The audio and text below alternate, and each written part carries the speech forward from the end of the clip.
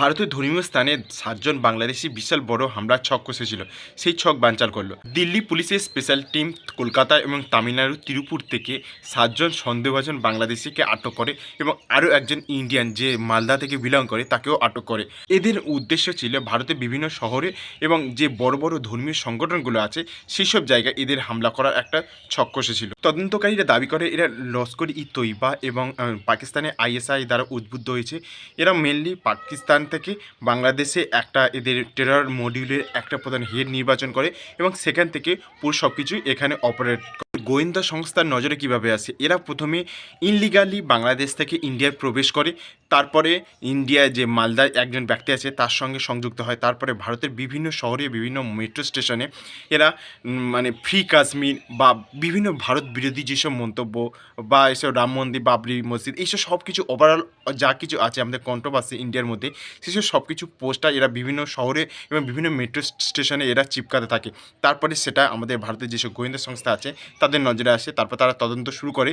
তারপরে এইসব বাংলাদেশি সমেত একজন ইন্ডিয়ান সবার সামনে আসে যে এরা বিরাট বড় একটা ছক্কু ছিল যে ভারতের বিভিন্ন শহরে তারা হামলা চালাবে। এইসব জঙ্গিদের কাছ থেকে 8টি ফোন এবং 16টি সিম কার্ড উদ্ধার করা হয়েছিল, যারা বিভিন্ন সময় এরা এইসব সিম কার্ডগুলো পাল্টে পাল্টে নিজেদের সঙ্গে সম্পর্ক স্থাপন করছিল। তারপরে সেগুলো সব গোয়েন্দারা ট্র্যাক করার পরে এইসব সব কিছু সামনে আসে, যারা এরা এইভাবে তারা নিজেদের মধ্যে সংযোগ স্থাপন করে। এমনকি তারা লালকেল্লার উপরেও একটা বিরাট বড় হামলার ছক করছিল। তারপরে আমাদের ধর্মীয় স্থান যেমন রাম মন্দির, কাশ্মীর বিশ্বনাথ মন্দির আর বিভিন্ন বড় বড় যেসব মন্দিরগুলো আছে সেসব জায়গাতে হামলা করার ছক ছিল।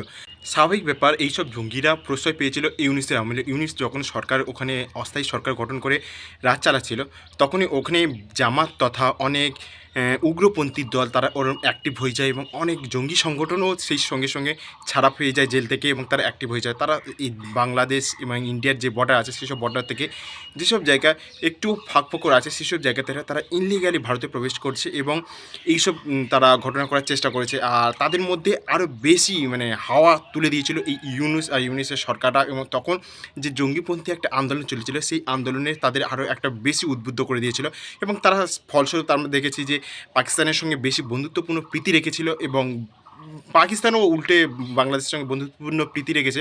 তার ফলস্বরূপ জঙ্গিদেরও তো আদান প্রদান হবে, এটাও তো স্বাভাবিক বোঝাই যাচ্ছিল।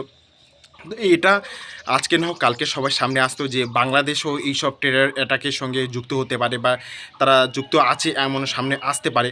তো সেটার এই ফলপ্রসূ আমরা দেখতে পাচ্ছি। তো এবার আমরা আশা করব যে বিএনপি একটা সরকার নতুন এসছে, তারা মানে এইসব জঙ্গিদের আবার তারা জেলে পাঠাবে এবং একটা সুষ্ঠু সরকার পরিচালনা করবে যাতে তাদের প্রতিবেশীও তারা সুস্থভাবে থাকতে পারবে।